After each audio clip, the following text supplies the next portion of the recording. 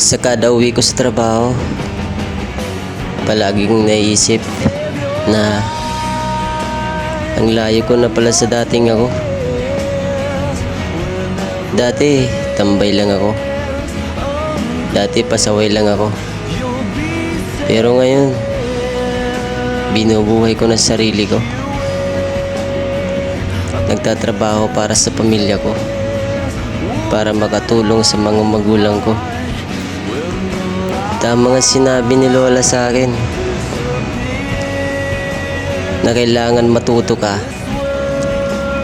dahil hindi habang buhay kasama niyo kami. Tama nga sinabi ni Lola. Ngayon, naintindihan ko ng buhay. Naintindihan ko na kung paano talaga.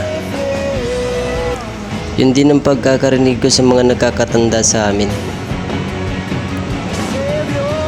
Na sige lang ng sige lang.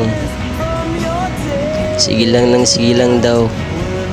Tumambay lang kayo ng tumambay, magpakasaya at magpakasaya. Kasi darating daw yung araw na masasabi mong, ba't kaya ako nag-iisa?